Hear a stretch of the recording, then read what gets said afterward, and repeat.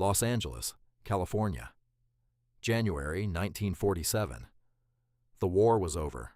The boys were home. Hollywood was the most glamorous city in the world, and everyone who came there believed one thing, that they were going to make it. Elizabeth Short believed it too. She was 22 years old, dark hair, blue eyes, a smile she'd practiced in mirrors since she was a girl in Boston. She came to California to find her father, and when that didn't work out, she stayed anyway, because Hollywood was right there, and she was young and pretty and convinced that was enough. She worked as a waitress between auditions that never came. She moved from room to room, from stranger's couch to stranger's apartment, always just getting by, always one lucky breakaway from the life she could see so clearly in her mind. Her friends at the bars and diners where she hung around started calling her the Black Dahlia, for her jet black hair and her love of black clothes and a film noir that was playing that year called The Blue Dahlia. She liked the name. It suited her. It sounded like a star. On January 9th, 1947, she said goodbye to the last person who would ever see her alive. 6 days later, Los Angeles woke up to a story it would never forget. January 9th, 1947. Elizabeth Short had been staying in San Diego with a family who had taken pity on her. She had overstayed her welcome by about a month. A young salesman named Robert Manley, everyone called him Red for his hair, had met her on a street corner in San Diego in December and offered her a ride. They had been seeing each other casually since. Red was married. Elizabeth didn't seem to mind. On the morning of January 9th, Red drove her back to Los Angeles. She told him she was meeting her sister at the Biltmore Hotel downtown. It was a lie. Her sister was hundreds of miles away in Oakland. Red didn't know that. He parked the car, walked her into the Biltmore lobby, and waited with her for 2 hours. When he finally said he had to go home to his wife, Elizabeth told him she'd be fine. He left. She walked out of the Biltmore at 6 in the evening onto Olive Street and turned right into the January cold. Staff at the hotel remembered seeing her use the lobby telephone several times before she left. Frantic calls by some accounts. Then she was gone. Where Elizabeth Short went in the next 6 days, who she was with, what happened to her, is one of the most debated mysteries in the history of American crime. Nobody knows. Nobody has ever known. What we know is that whoever she left with that night knew exactly what they intended to do. 6 days later. January 15th, 1947. A woman named Betty Bersinger was walking her 3-year-old daughter along Norton Avenue in the Leimert Park neighborhood of Los Angeles. It was late morning. The street was quiet. There was a vacant lot on one side of the road, still undeveloped, mostly scrub grass and dirt. Betty noticed something at the edge of the lot, a few feet from the sidewalk. She thought it was a department store mannequin. Someone had thrown out a mannequin. She slowed down to look. Then she understood what she was seeing. She took her daughter's hand and ran to the nearest house to call the police. When investigators arrived, they found the body of a young woman. She had been positioned deliberately, carefully, almost, with her arms raised above her head, elbows bent, legs straight. Her face had been cut from the corners of her mouth toward her ears. She had been cleaned, drained completely. Not a drop of blood remained at the scene. Whoever had done this had taken her somewhere, kept her for 6 days, and then brought her here and placed her exactly where she would be found. This was not a crime of passion. This was deliberate. This was planned. The news broke fast. By the time the LAPD had cordoned off the scene, reporters were already there. They walked through the evidence. They answered the phones at the police station that might have been tips. They competed to be first. The newspapers had a name within days. The Black Dahlia. The story ran on the front page for 35 consecutive days. 67 false confessions came in during the first weeks alone. Men walking into police stations and claiming they had done it. Some were attention seekers. Some were disturbed. Some seemed to genuinely believe it. None of them knew details that only the real killer would know. The LAPD put 750 investigators on the case. They interviewed more than 150 potential suspects. They followed thousands of leads that went nowhere. And then on January 24th, something happened that echoed what the Zodiac would do 20 years later in San Francisco. A package arrived at the Los Angeles Examiner. Inside, Elizabeth Short's birth certificate, her social security card, photographs, and an address book. And a note assembled from words cut out of newspaper headlines. It read, "Here is Dahlia's belongings. Letter to follow."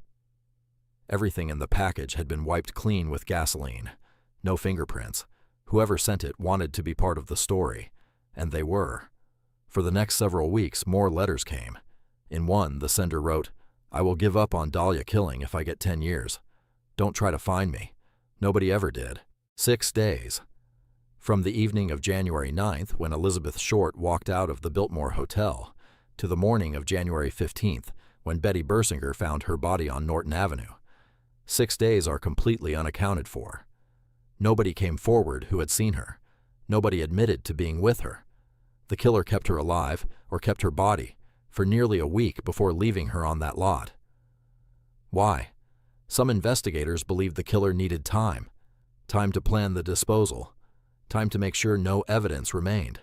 Others believed there was a relationship, that whoever did this knew Elizabeth, had arranged to meet her, had been waiting for her. She was known to accept rides from strangers. She was known to trust men too quickly. She was known to lie about where she was going.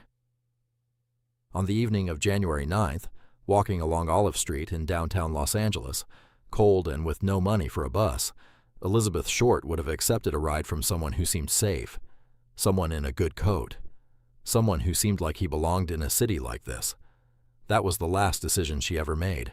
Over the years, investigators looked at dozens of serious suspects.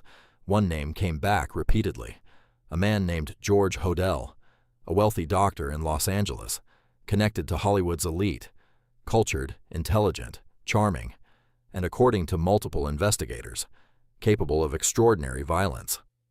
Before the Black Dahlia case, Hodel had already been suspected in the death of his secretary. He had been accused of raping his own daughter.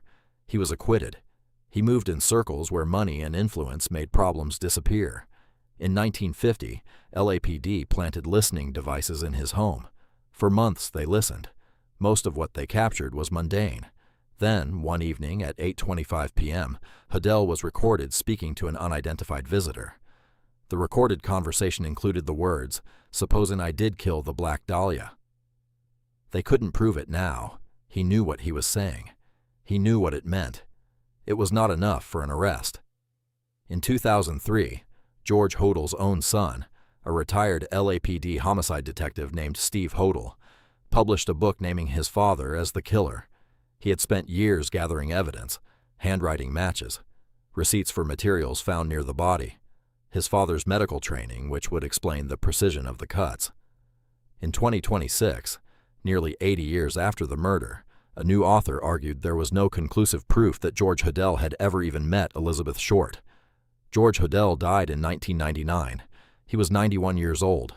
Here is something that almost never gets said clearly about the Black Dahlia case. The press very likely destroyed the investigation. When Betty Bersinger called police on the morning of January 15th, reporters arrived at the scene before the area was secured. They walked through the evidence. They touched things. They moved things. At the LAPD station, reporters sat at desks and answered phones that were meant for tips. They listened to information meant for investigators. They held back leads they received because they wanted exclusive stories. One reporter from the Examiner was among the first people on the scene and photographed the body before police could establish any control over the site. For 35 days, the case ran as front-page entertainment. Elizabeth Short's personal life was picked apart, exaggerated, and often invented. She was described as an adventuress who prowled Hollywood Boulevard, a sex fiend slaying, one paper called it. Her actual life, a young woman from Boston who was broken, lonely, and trying, was buried under the version that sold more papers. The circus around the case made it almost impossible to conduct a real investigation. Witnesses were confused by false reports, potential suspects were tipped off by coverage, and the killer, whoever he was reading every word of it. The Black Dahlia case remains officially open. There have been more than 500 confessions over the decades. Not one of them led to a charge. Not one of them knew details that only the killer would know. The last detective assigned full time to the case, Ralph Asdell, died on December 31st, 2003. He was 26 years old when the murder happened. He worked it for decades. He died without an answer. Elizabeth Short was buried at Mountain View Cemetery in Oakland, California, on January 25, 1947. Her father, Cleo, refused to identify her body at the morgue. He refused to attend her funeral. The girl who had come to California to find him, who had stayed when he turned her away, was buried without him. She was 22 years old. She never got the role. She never got the break. She got a nickname that the whole world knows, and a case that will probably never be solved, and a grave in a city that wasn't even the one she was trying to reach. This has been The Dark Stories. Sleep well.